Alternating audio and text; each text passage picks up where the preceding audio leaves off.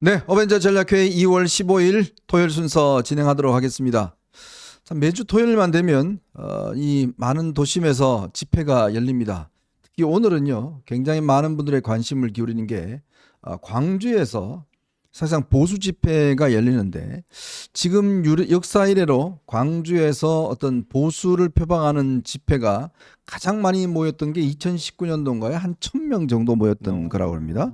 그게 아마 이 보수 어떤 성향의 집회가 광주 시내에 열렸던 가장 많은 인파를 동원했던 게 바로 1,000명 정도였대요. 예. 근데 지금 이 시간 현재 세이브 코리아 측이 지금 광주 금남로에서 집회를 열고 있는데, 아직 뭐 정확한 추산은 모르겠지만 제가 이 화면으로 보니까 뭐 1,000명 훨씬 넘어가는 숫자가 일단 많이 모이신 것 같습니다. 사실 뭐 서울에서 이 광주 내려가는 모든 기차표가 다 매진이 되고 버스표도 그렇고 할 정도로 뭐 다른 지역에서도 꽤 많은 분이 참가를 했는데, 또 금남로 민주광장에서는 또 탄핵 찬성 집회가 또 이 시간 현재 지금 시작이 되고 있다고 그래요. 정말 불상사 없이 끝이 났으면 좋겠습니다. 일단 광주라는 도시가 뭐 잘 아시겠지만 광주 5.18 민주화 운동의 어떤 경험이 있는 그런 도시이고, 또 뭐 압도적인 진보 우위의 그런 도시 아니겠습니까?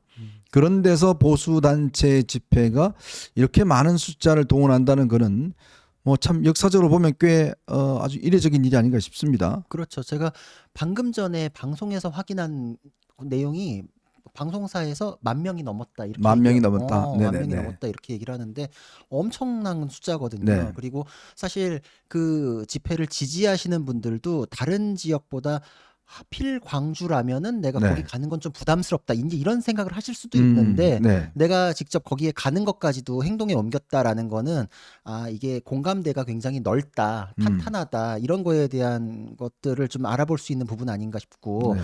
광주에서 하더라도 이것이 그분들에게도 뭔가 받아들여질 수 있는 부분이 있다라는 생각을 하시는 것 같아요. 네. 그리고 내가 하는 행동이 광주에서 하는 게 상징적인 의미가 있을 뿐만 아니라 거기서 메시지를 전파하는 것은 단순한 그 숫자보다 내가 광주 시민들에게도 더 알리고 설득하는 과정을 거치고 있다.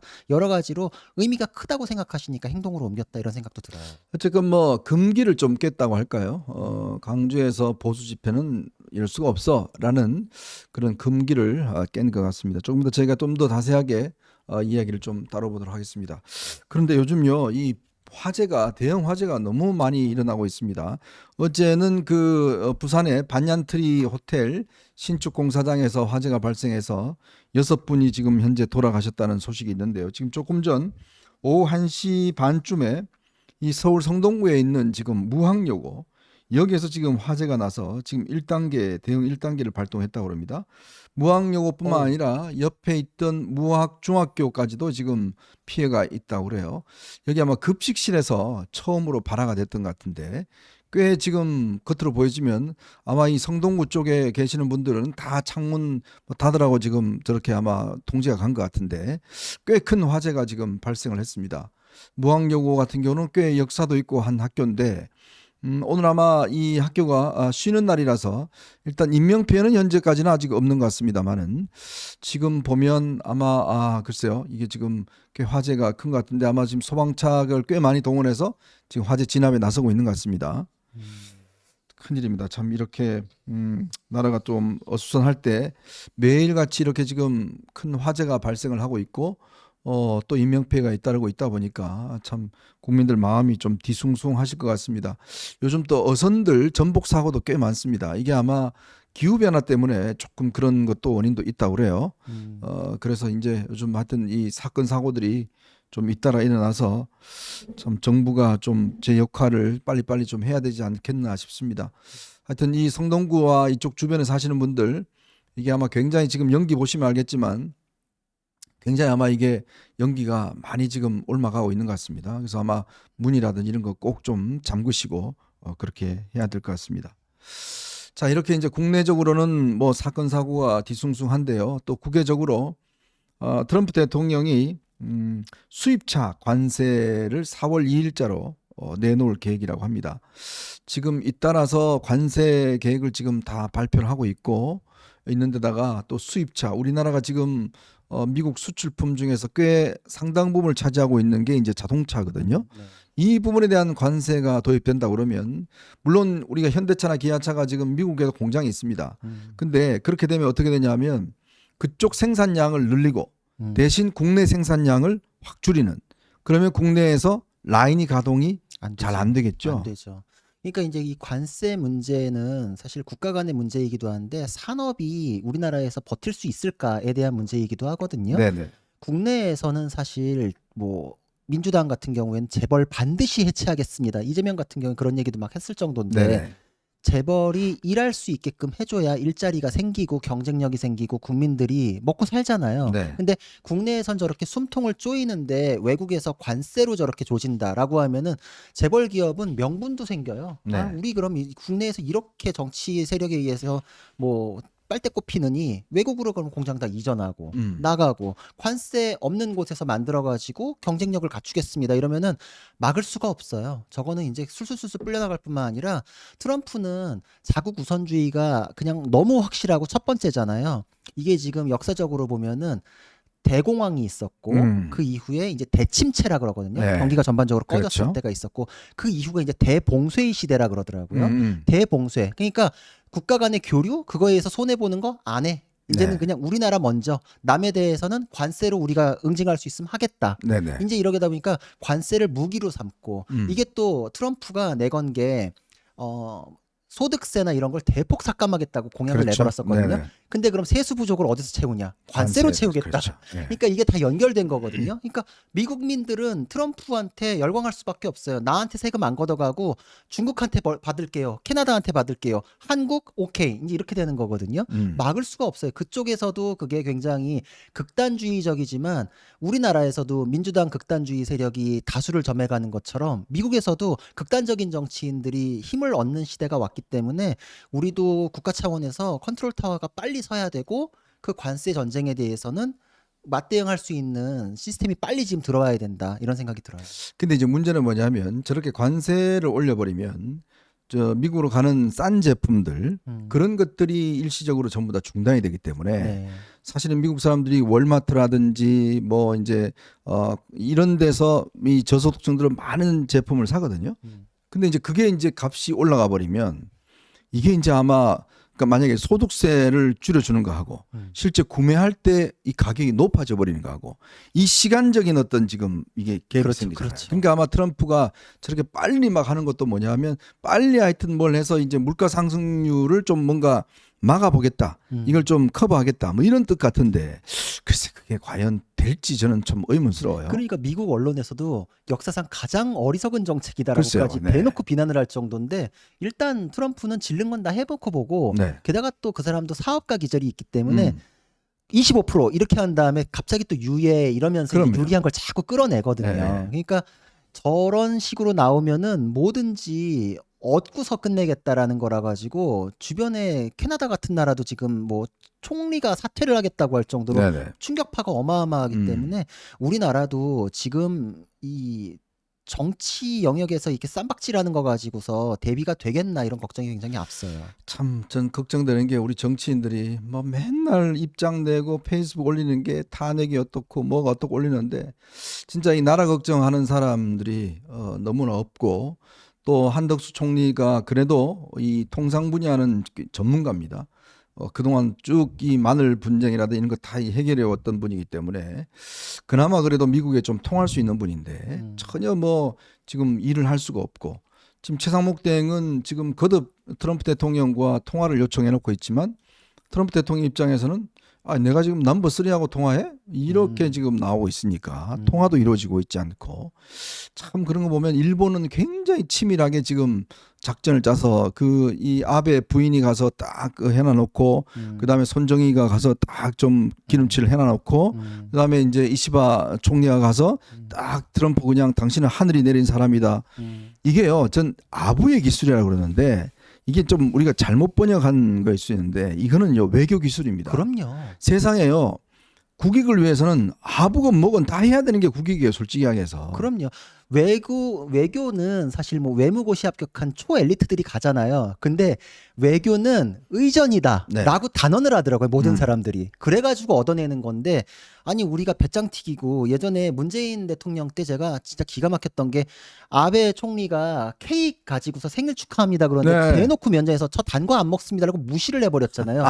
그게 외교인가요? 그러고 나서 우리가 경제적으로 얼마나 고생했어요. 네. 그게 앞에서 사이다네 어쩌네 하는 사람은 나라 망치는 거예요. 네. 전에 아베 총리가 트럼프랑 같이 골프를 쳤을 때 장면이 저는 맞아요. 두고두고 기억나는데 네. 벙커샷을 했는데 트럼프가 먼저 성큼성큼 걸어가니까 아베가 그걸 쫓아가려고 하다가 벙커에서 굴렀어요. 그렇죠. 근데 일본에서 그거 가지고 망신당했네 어쩌네 이렇게 하는 게 아니라 총리가 저렇게 노력한다. 음흠. 노력한 거잖아요. 그 그렇죠. 관계가 아베 사후에도 지금까지 연결돼요. 맞아요. 그게 국가 위해서 그러는 건데 앞에서 선물 받았는데 전 이거 안 먹어요 이렇게 하는 거 누군 못해요. 네. 근데 그 뒷감당을 국민들이 치러야 되니까 안 하는 거죠. 그래서 트럼프가 당선되자마자 아키에 여사를 초대를 했습니다. 가장 먼저 트럼프 초대받은 사람이 아키에 여사예요. 그러면서 그 아베에 대한 고마움들 뭐 이걸 가지고 사실은 이제 굉장히 그걸 표현했는데 그러니까 그런 겁니다. 이게 참 국익을 위해서는 정말 본인들이 망가지고 참 어떤 나쁠 꼴을 정도로 뭐 아부를 하더라도 그게 우리는 뭐 지금 저 이 선비가 말이야 가서 아부나 하고 말이지 이제 그런 게 있는데 그건 절대 아닙니다. 이거는 정말 나라의 국익을 위해서는 뭐라도 해야 되는 게 저는 국가의 리더의 자격이 아닌가 싶습니다. 참 그런 걸 생각하면 참 저는 지난해 다시금 생각나는 게 왜 대통령이 12월 3일을 정해서 트럼프 대통령 취임하자마자 기상기염을 했고 또 이런 지금 국가적 굉장히 중요한 시국에 맨날 헌재에 나와서 저런 논쟁을 벌이고 있고 네 말이 맞니 내 말이 맞니 지금 이 싸움을 벌이고 온 국민들이 저렇게 지금 두동강 나서 이 매일같이 집회하고 떠들어 다니고 하고 있는 건지 참 너무 가슴 아프고 정말 답답한 심정을 가눌 길이 없습니다. 제가 열받는 부분이 바로 그런 부분이에요. 진짜 나라에 대한 대통령으로서 국익을 생각하고 정말 국가를 생각한다면 야당에게요. 솔직히 그렇습니다. 아니 가서 저 국회 가서 뭐 욕하고 하더라도 한 번 맞고 오면 되잖아요. 그럼 국민들이 누구 지지하겠습니까? 예? 아니 가서 그냥 가서 욕하는 거 네, 욕 많이 하십시오. 많이 먹겠습니다. 그러면 그거 보시는 국민들이 뭐 누구한테 욕을 하겠습니까? 그러니까 큰 소리 치고 한다고 그냥 안 가고 그냥 군인 투입하고 전 이런 거는 태도가 아니다. 이런 생각이 많이 들어요. 제가 최근에 그 하버드 정치학과 교수인 스티븐 레비치키가 쓴 책을 읽었는데 거기에 네. 그런 게 있더라고요. 반헌법적인 행위가 문제인 건 그 자체가 반헌법적이라서 문제일 뿐만 아니라 그거를 제압한다 그러면서 더 반헌법적인 세력이 마치 그거에 대한 바로잡는 것처럼 밀고 들어오는 거를 막을 수 네. 없어져서 그냥 헌법 질서가 그렇게 양쪽의 충돌로 무너지는 계기가 되기 때문에 문제다라고 했는데 민주당이 하는 것도 보세요. 지금도 갑자기 내란이 아직 종식이 안 됐다 그러면서 온갖 반헌법적인 행위를 밀고 들어오려고 하잖아요. 그렇죠. 그래서 그거에 이제 문을 열었다는 의미에서 계엄에 대해서도 참 여러 가지 마음이 드는 건데 그 이후에 그 국제 정세하고 맞물리는 게 최상목 권한대행이 헌법재판관을 3명 중에서 2명을 임명했잖아요. 네네. 그때 했던 것도 예측 가능성을 높이고 국제적인 신뢰도를 높이고 시스템에 대한 안정을 취할 수 있는 최소한이라서. 근데 네. 지금 거기서 아우 그래도 우리가 이게 시스템이 붕괴되는 건 막았다. 여기서 멈추는 게 아니라 민주당 보세요. 마은혁도 추가 임명이라고 더 밀고 들어오잖아요. 맞아요. 이거는 국가를 위한 게 아니거든요. 무슨 계기만 있으면은 자기 마음대로 휘두르기 위해서 노력하는데 국가를 위하면은 그런 행동을 취할 수 없어요. 권한대행에 대해서도 비판이 있겠지만 그거를 계기로 삼아가지고 민주당이 밀고 들어오고 거기에 한술 더 떠서 헌법재판소가 자기 사건에 대해서 자기가 판관으로 그걸 1번 순위로 밀어붙여가지고 네. 먼저 결정하겠다 그러다가 2시간 전에 변론 제기하면서 망신을 사서하고 이거는 정상적이지 않거든요. 네. 시스템을 걱정하는 사람들 특히 국가기관, 정치인은 그렇게 행동하면 안 되는데 이건 정말 원색적인 비난의 욕을 먹어도 할 말이 없는 그런 상황들이에요. 네. 제가 정치를 해야 된다 이야기를 많이 하지 않습니까? 정치인들 아무것도 하는 일 없이 보이시죠? 그렇지만 또한 정치가 없으면 바로 이렇게 이 아스팔트에서 서로 대립할 수밖에 없습니다. 정치가 있으면 그래도 주고받고 거래하는 게 있어요. 정치라는 건요, 거래의 기술입니다. 내가 요거 주면 너 이거 줘. 라는 게 거래의 기술이에요. 그런 것을 하기 싫다고 그냥 안 해. 그냥 판 엎어버려. 이거는 정치가 아닙니다. 대통령은 최고의 정치가입니다. 그 나라에서 정치가는요, 최고의 정치가. 옛날에 노태우 대통령이 왜 3당 합당을 했겠습니까? 왜 DJ가 DJ 비연합을 했겠습니까? 왜 노무현이 저 대연정을 했겠습니까? 하려고 그랬겠습니까? 왜 내각 이 거국 내각을 하려고 그랬겠습니까? 다 이런 문제를 극복하기 위한 정치적 방법으로 그걸 했고, 오히려 그런 것들이 또 상황을 역전시킬 수 있는, 옛날에 정원식 총리가요, 그 어디 외대 방문해서 그 저 학생들한테 막 저 밀가루 다 뒤집어 썼잖아요. 근데 그때 그 사진 한 장으로요, 전세가 완전히 역전이 돼 버렸어요. 국민들이 저놈들 저거 폭도들이네? 라고 하면서 완전히 국민들이 그쪽을 갖다 그냥 다 해버린 거예요. 그러니까 그런 것이 민심이고 움직임이 나가는 겁니다. 저 야당의 어떤 횡포, 그걸 대통령이 정말 국민들 앞에 절절하게 이야기를 하고 정말 했더라면 국민들이 아이고 당신 이야기하지 마 이렇게 이랬을까요? 저는 안 그렇다고 봐요. 저는 상황을 극복할 수 있는 많은 기회들이 있었다고 생각이 드는데 참 이게 너무 안타까운 그런 상황인 것 같습니다. 그렇죠. 그러니까 정치는 항상 국민들이 움직이시는 거잖아요. 네. 거기에 어떤 민심이죠. 그렇죠. 그러니까 어떤 영감을 불어넣고 마음을 움직이는 메시지를 정치인들이 던져줘야 되고 내가 수모를 당하는 것마저도 국민들의 마음을 움직이게 되는 계기가 되거든요. 네. 그래서 항상 뭐 필리버스터나 이런 거 소수당에서 할 때 아무 의미 없는 것 같은데도 몇 시간씩 피를 토하는 연설을 맞아요. 하는 시스템을 만들어 놓은 게 그걸 보면 아 저게 정치 영역에서 왜 교섭을 안 하고 다수당이 저렇게 찍어 누를까 이게 국민들이 그냥 여론으로 만들어지는 거니까. 네. 그래서 정치에서 가장 문제점이 뭐냐면 정치를 산수의 문제로 바꾸는 거. 아까 그 책에서 그 얘기가 똑같이 있거든요. 정치라는 건 서로 주고받고 거래를 하고 협상을 하고 이렇게 되는 건데 다수당이 우리 정족수 채워줬어. 우리가 결정하면 그게 법이야. 네. 민주당이 그러고 있잖아요. 맞아요. 그러니까 정치를 안 하고 거기서 산수의 문제로 만들어버렸기 때문에 서로 대화 안 해요. 거기에 대해서 윤석열 대통령께서도 방금 위원님께서 말씀하신 것처럼 대응을 했더라면 국민들께서 편을 들어주셨을 텐데 아 너무 비상수단을 꺼내 드신 거 여기부터 더 이제 문제가 확대되는 부분이 있죠. 제가 30년 넘게 정치를 이렇게 취재하고 있습니다만은 지금처럼 이렇게 대화가 없는 저는 상황은 처음 봐요. 이게 그냥 담 쌓고 사는 정치는 처음 봅니다. 이건 정치가 아닙니다. 그냥 서로 그냥 뭐 와서 성명서나 발표하고 저 검찰청 가서 고발장이나 제출하고 이게 정치지. 진짜 대화하고 이 머리 맞대고 서로 주고받고 하는 거는 지금 하나도 없습니다. 정말 이건 정치인들이 아니고 그냥 고발인들입니다. 그냥 그 300명의 고발인들이 그냥 국회에 앉아 있는 거예요. 그렇다고 생각이 듭니다. 자, 이재명 대표 미중교사 2심 재판장이 교체가 됐다고 그러네요. 재판장이 이승환 부장판사가 배치가 됐고 이창영 부장판사가 민사 33부로 옮겼다고 합니다. 이게 지금 뭐 정기 인사 때문에 그런가요? 그렇죠. 그건 네. 정기 인사 때문이라서 특별한 내용은 아닙니다. 그래서 네. 오히려 관심은 공직선거법 위반 사건의 재판부가 바뀌면 어떡하나 이랬는데 그건 그대로 가요. 네. 그리고 나머지 사건은 아직 시작도 안 했기 때문에 거기는 바뀌는 건 상관이 없을 뿐만 아니라 그건 정기 인사라 가지고 자연스러운 거예요. 그래서 지금 바뀐 거 자체도 통상 정기 인사일 뿐만 아니라 바뀐 사람에 대해서도 뭐 논란이 있거나 편향성에 대한 언급이 있는 분은 아니라서 그 부분에 대해서는 뭐 걱정하시거나 이럴 부분은 아닌 것 같아요. 네. 자, 얼마 전에 저희도 간단히 소개해드렸는데 문영배 그 대행의 그 무슨 고등학교 진주대학원 무슨 동기방에 이제 음란 사진이 올라왔고 거기에 문 대행이 뭐 글을 남겼다 이런 게 있었는데 그때도 아마 제가 그런 말씀 드렸을 거예요. 이거 민주당에서는 좀 조작이라고 이야기를 한다는 말이 있었는데 알고 봤더니 이게 조작으로 판명이 났습니다. 결국 편집을 해서 이 문영배 대행이 딴 데 올렸던 감사합니다 글을 여기다가 붙여갖고 해서 그거를 또 오해를 해서 국민의힘이 뭐 행범방이다 뭐 대변인 성명된 거 다 철회하고 사과했다 이런 말씀을 다시 한번 좀 드리도록 하겠습니다. 매사가 그렇습니다만은 팩트 체크가 중요합니다. 이게 뭐 상대방을 공격하고 할 때는 확실하게 뭔가 사실관계를 파악하고 해야지 나중에 뒤집지 않지 괜히 급한 마음에 이거 뭐 어디서 인터넷 하나 떴다고 그냥 하다가 굉장히 창피를 당한 그런 경우가 아닌가 싶습니다. 자, 오늘 여러분들과 함께 저희가 세 가지 이슈를 가지고 좀 이야기를 해볼까 합니다. 지금 광주 금남로에서 열리고 있는 양 집회 상황들 좀 여러분들하고 좀 설명을 드리고요. 그 윤 대통령이 최근에 뭐 화제가 되는 게 중대결심 이야기하는데 이게 뭘까? 과연 이게 가능할까에 대한 논쟁들이 있습니다. 자, 그거 한번 여러분하고 좀 점검을 해드리고요. 40여 개에 대해서 지금 민주당이 딜레마에 빠져 있습니다. 임명하자니 이거 헌법재판을 좀 늦추는 것 같고 임명 안 하자니 또 이게 그동안 주장했던 게 좀 흔들리고 아주 지금 그런 것 같아요. 이 문제도 한번 짚어보도록 하겠습니다.